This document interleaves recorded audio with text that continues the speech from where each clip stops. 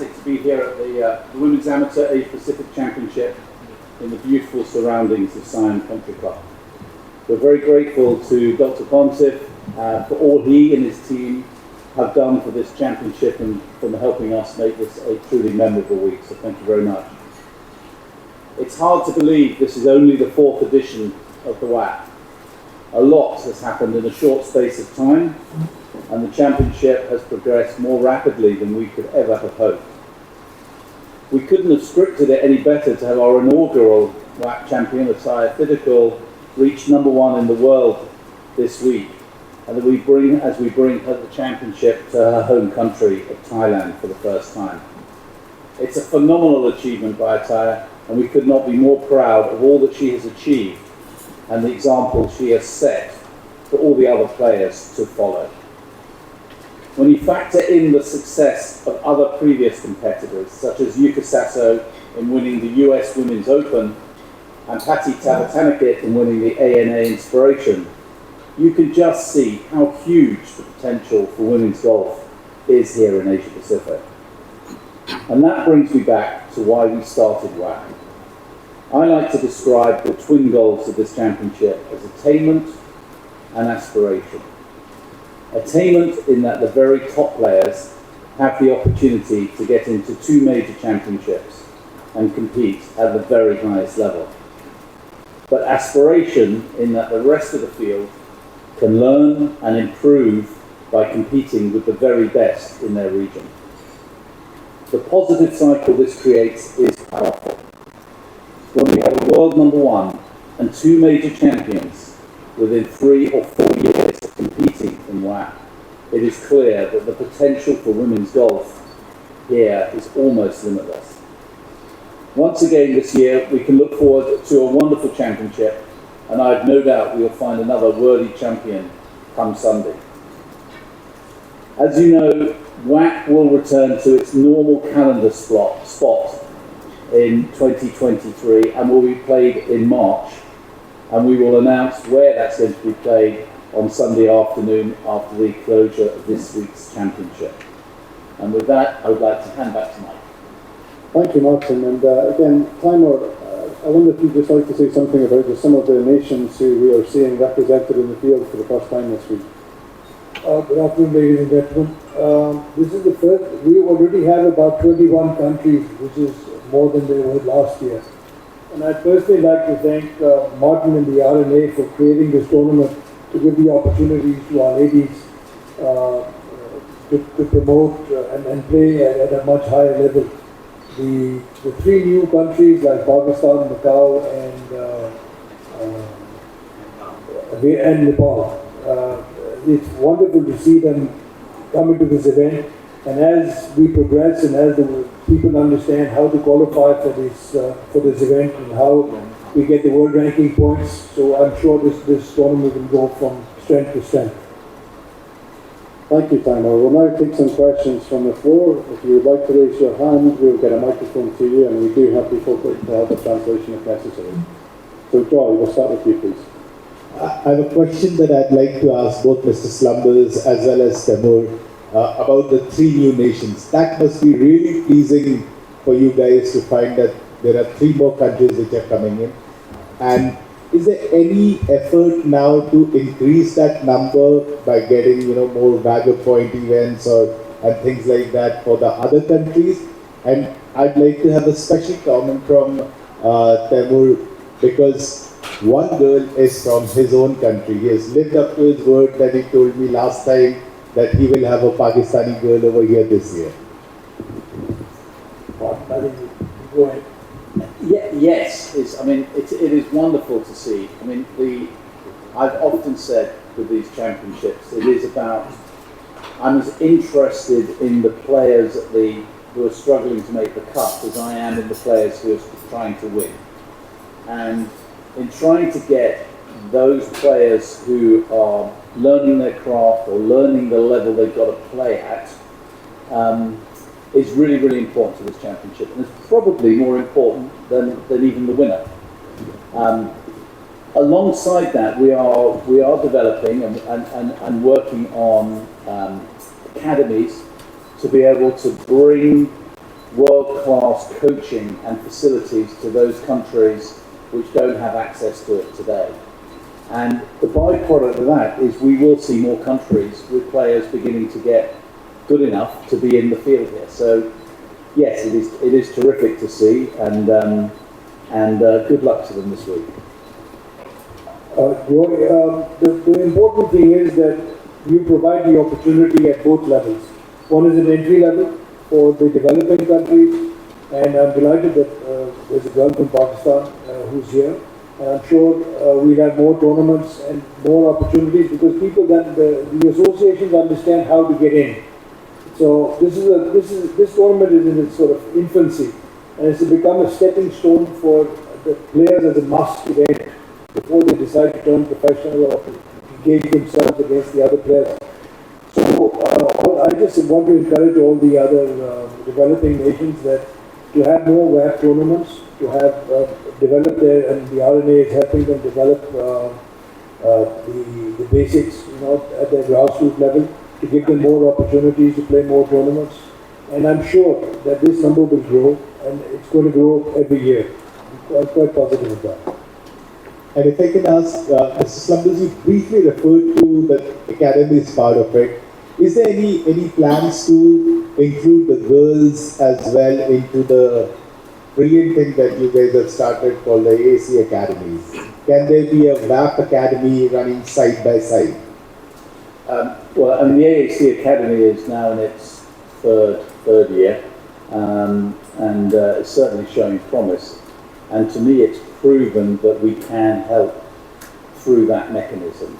And I absolutely would like to see more of the girls have access to that capability. And I think it's one of the things you might see the RNA do in partnership here in Asia Pacific in a much bigger way in the coming years. Next question, Swami at the front. Mr. Slumbers, I actually wanted to ask you about the academies which you referred to at the AAC. I mean, if you do have any academies planned, etc., if you could share that with us. You made a small reference to that here just now. And okay, after that I'll follow a question with the team.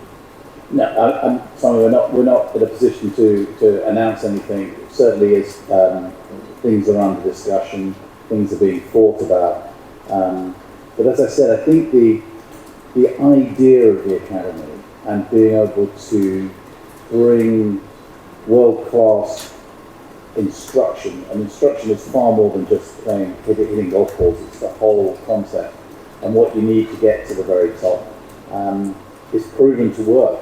And we are very proud of the players that come through the AAC Academy, and we will continue to invest in that.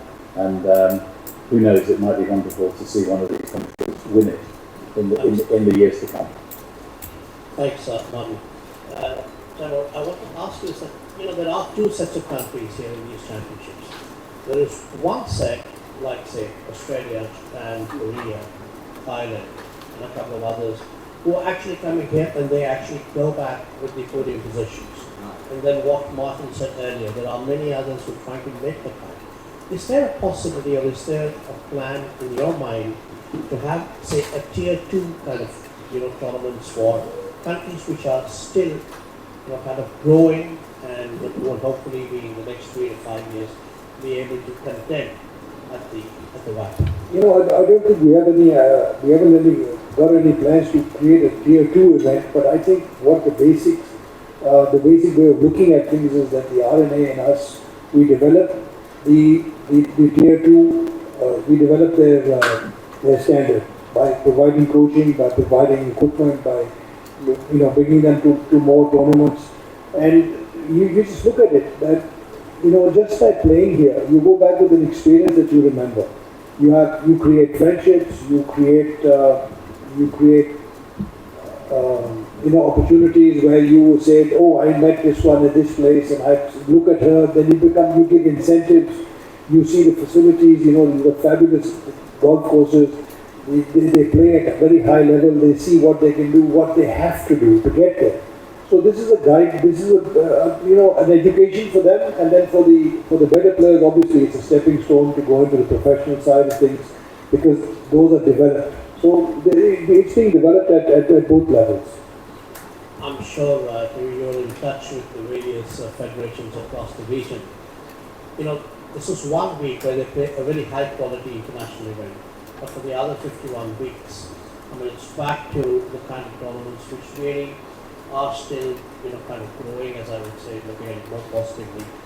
Would you encourage them to raise the standards and invite players from other countries so that the level of competition can go up and there's greater interaction? I think that's the basic of the whole opportunity, because you meet association, you know, their presidents, their managers, their coaches, and you try and help them. And the RNA has done a wonderful job of keeping in touch with them, with us. They can help them. They have development programs in their countries. We're now trying to create you know, from our website, we want them to have their tournament scheduled so that you already know which events to play, and then you can go and play those events and keep testing yourself. So the basic thing is to help the associations develop these programs, and they're working on it themselves, and we're helping them out. And I'm sure that it will have a great effect. Look at the standard, it's how it's gone up in only 4 years. So we must be doing something right for it to happen, you know. We have two major champions right from the graduation from the WAP. So we're on the right track. Oh, yes. Thank you. Thanks, sir. There's a lot of talk at the moment about equality and inclusiveness. I wonder, Mr. Slumbers, if I could ask you about the RNA Women's Charter and particularly how that's developing. So, I mean, I think the whole concept of promoting women and girls golf is central to what the RNA is trying to achieve in the last 5 years and what we're trying to achieve in the next 5 years. And we're expanding it in multiple ways, whether it's supporting behind championships or in skills and working in golf. And I do feel there's a lot of people get too hung up on the only way you can make a living in golf is by playing it. Actually, there's lots of other ways to make a living in golf, and we want to expose those opportunities. So the Women Golf Charter was created with a mindset of saying, okay, let's have everybody have a call to arms about we want to support the women playing golf and working in the game of golf. And we are well past 1,000 of people who have signed up for it, and that's been golf clubs, federations, our corporate partners, and I think it is really slowly gathering a head of steam.